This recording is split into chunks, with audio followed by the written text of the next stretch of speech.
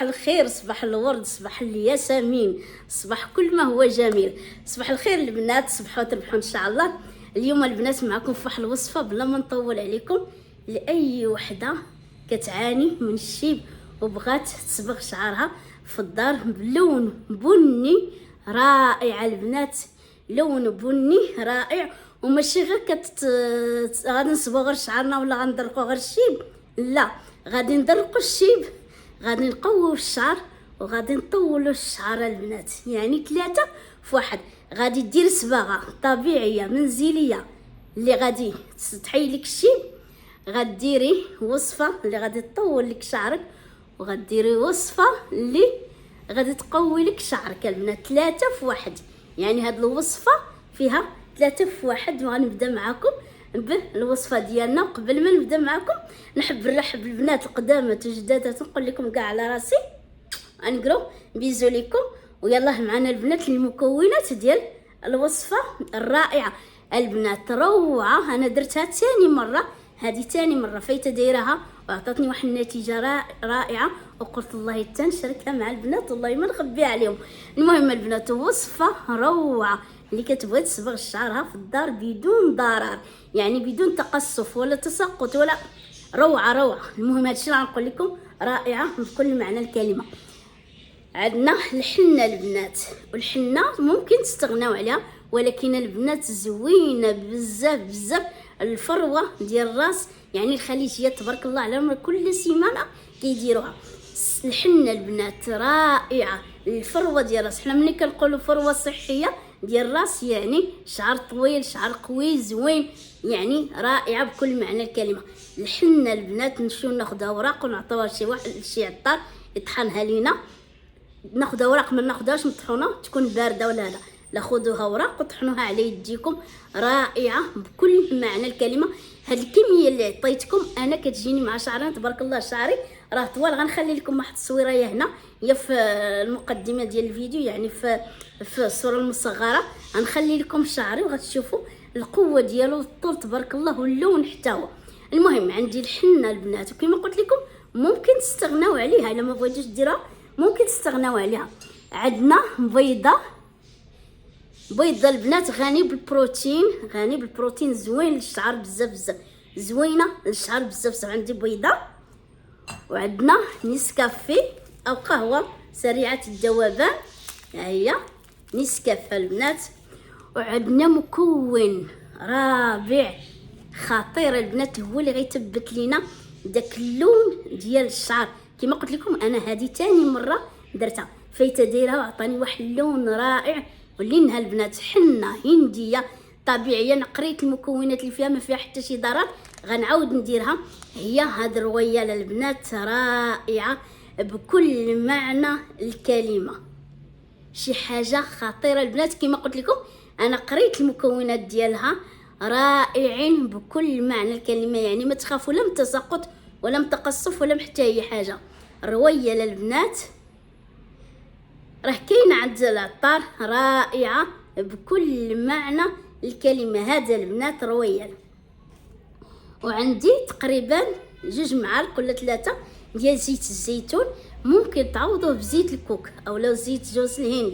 هي زيت الكوك هو زيت جوز الهند او زيت اللوز، اي نوع زيوت عندكم ممكن تعوضوه بزيت الزيتون. يعني ماشي ضروري، ممكن تخلطوا انواع كثيره ديال الزيوت وديروها. فهذا البنات كتطول وكتقوي الشعر وكتضرق لينا الشيب بواحد اللون بني رائع. كما قلت لكم انا غنخلي لكم تصويره ديال شعري والطول ديالو تبارك الله ولونه.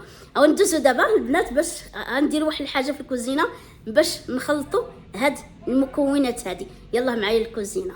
وهنا البنات كسرونه فيها الماء غليان، ماء غليان، غنديروا فيه بصله هكا بالقشره ديالها بكلشي بحوايجه ما تعيدوش لي حوايجه، وحتى القرنف هذا ثومه حتى هي بحوايجه هكا، واتاي حبوب البنات، اتاي حبوب واعره بزاف بزاف. اتاي حبوب واعر للشعر، كيعطيه واحد القوه والطول وكيعطي اللون رائع للشعر.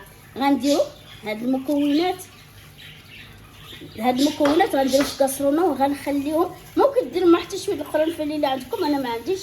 هو القرنفل شويه كينشف الشعر، اما هو زوين للشعر حتى هو. المهم غنخلي هاد المكونات يغليو يغليو يغليو حتى كيطلقوا لنا ديك المنافع ديالهم باش نخلطوا الحنه ديالنا. غنخليهم يطبخوا بحالكم ونتلاقى بكم. رجعت معكم البنات من بعد ما طفيت على ديك المكونات ديالي. كما كتشوفوا كيولي بحال الشاي تماما. طفيت عليه هكا باش يدفى، باش ما يطيبش ليا البيض، لانه الوصفه فيها البيض، فخليته يدفى تماك. ودرت هنايا الحنه وزيت الزيتون ونسكافيه. البنات ممكن الزيت تخلطوا جميع الزيوت اللي عندكم، سواء زيت الزود الهند ولا زيت الزيتون ولا زيت اللوز، اي نوع، او لا تخلطوا كما قلت لكم مجموعه وديروها. راه زوينه بزاف بزاف، كتحافظ على الشعر. وغندير دابا هذه الرويال كما كتشوفوا معايا، راه فيها واحد الكتيب لداخل او لا واحد الوريقه لداخل. ها يعني راه فيها جميع التعليمات. هي حنه هنديه، وكما قلت لكم انا ثاني مره، حتى جربتها المره الاولى عاد غنديرها معكم دابا. وهاد المكونات راه كلها صحيه، فحتى الا كان فيها شي حاجه الله يحفظ ولا شي حاجه، هاد المكونات غادي يكاليو داك هذا. انما هي كتعطي واحد اللون رائع، لون رائع بزاف بزاف. غنجيب هذيك الساشيه وغادي نديرها هنايا كما تشوفوا على دوك المكونات. كما قلت لكم نسكافي والحنه وزيت الزيتون بحال هكا. وغنجيب هذا المكون ديالنا غادي نصفيه، كيولي بحال الشاي. شفتوا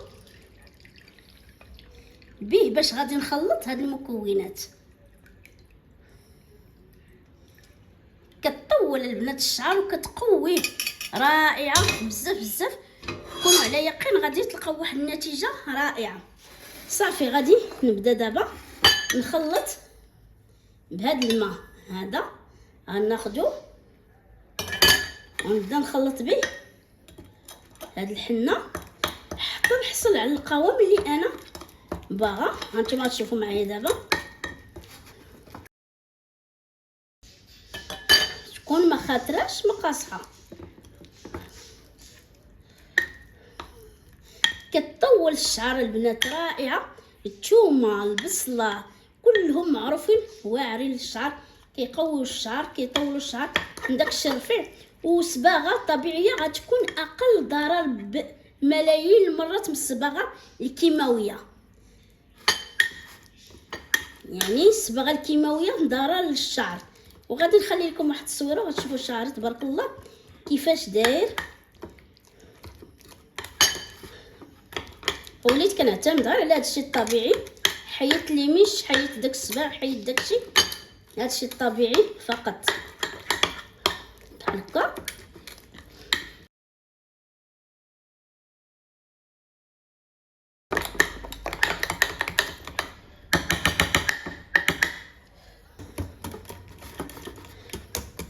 بحال هكا البنات، فهي بردت معانا صافي. شفتوها انا خليتها شويه قاصحه لانه غنزيدو مازال البيض، من بعد نشوفوا الا كان باقي مازال قاصحه نزيدو هذا. غنزيد ديك البيضه بسم الله.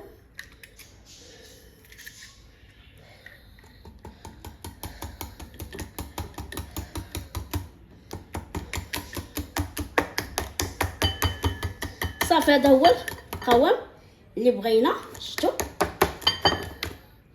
ها هويا، هذا هو القوام اللي بغينا.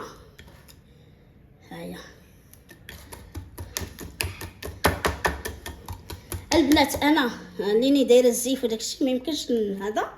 غادي نديرها على شعري ونتلاقى معكم بعد ما نديرها على شعري، وغنقول لكم شحال غادي نخليها ديال الوقت. غادي نديرها على شعري ونتلاقى بكم. معكم البنات من بعد ما درتها على شعري كما كتشوفوا. ولكن ضروري البنات ديروا الليغات، علاش كتخلي اللون. شفتوا كتخلي اللون في اليدين، شوفوا كتخلي اللون في اليدين.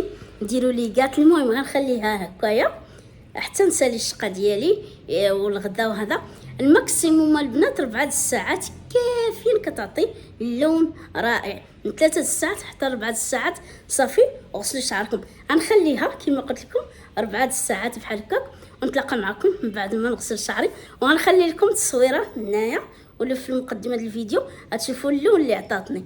يلا نغسل شعري ونشفو ونتلاقى بكم. رجعت معكم البنات اليوم الغد ليه، يعني انا راه غسلت شعري بالليل وخليته حتى نشف. غتشوفوا معايا هنايا ولا هنايا، يعني واحد البلايصه من هنايا غتشوفوا معايا. هي كتخلي شويه ديال اللون البنات في اليدين، حاولوا نتوما ديروا الليغات. المهم غنخلي لكم الفيديو هنايا ولا هنايا. غتشوفوا معايا الكثافه البنات واللون الرائع. فانا درت لكم هكا باش تكون المصداقيه، يعني تشوفوا شعري كيفاش داير اللون ديالو والكثافه ديالو ما شاء الله.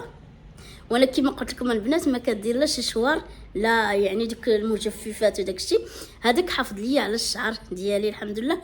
وحاجه اخرى ما كنديرش الزيف في الدار، يعني كندخل كندير الزيف في الزنقه ولا هكا بغيت نصور لا اما في الدار لا، لاقاش الزيف كيزمت الفروه ديال راسك كيطيح الشعر. فنصيحتي اللي دايره الفولار بحالي تدخل الدار وتحيدو احسن لها. المهم شفتوا الكثافه البنات، الكثافه والطول اللون رائع. فهي افضل مليون مره من الصباغه الكيماويه وكتحافظ على الشعر رائعه. والحنه راه زوينه بزاف بزاف البنات. ننصح كاع البنات اللي كيديروا الصباغه كيماويه يوقفوها ويخليو شعرهم حتى تحيد ديك الصباغه الكيماويه ويبداو يديروا الحنه، وغتشوفوا واحد التغيير رائع وجذري البنات، واحد التغيير روعه. المهم هاوي انا يعني الصوره باينه، وانا درت لكم هكا باش تكون المصداقيه وتشوفوا اللون الطبيعي الرائع. وصفه من اروع ما يكون الصراحه. المهم نتمنى تعجبكم هاد الوصفه وجربوا البنات. انا متاكده اي وحده جربتها غادي تلغي من حياتها ومن قاموسها الصباغه الكيماويه او الكيماويات، غتولي معتمده عندها هاد الطريقه هذه. وفعلا البنات كتحافظ على الشعر. كما كنعرفوا حنايا نصف جمال المراه هو شعرها، يعني حافظتي على شعرك حافظتي على نصف جمالك. المهم الوصفه روعه بكل معنى الكلمه، جربوها وردوا عليا الخبر. كما قلت لكم كتحافظ على الشعر، تطول الشعر، تقوي الشعر وكتقضي على الشيب. يعني 3 د الوصفات في وصفه وحده رائعه بكل معنى الكلمه. وبكا نقول لكم الى فيديو اخر ان شاء الله، نتمنى تعجبكم. انقرو بيزو لكم ونشوفكم في فيديو جاي ان شاء الله على خير وبخير. يلا ما تنسوش الاشتراك وتفعيل الجرس. باي باي.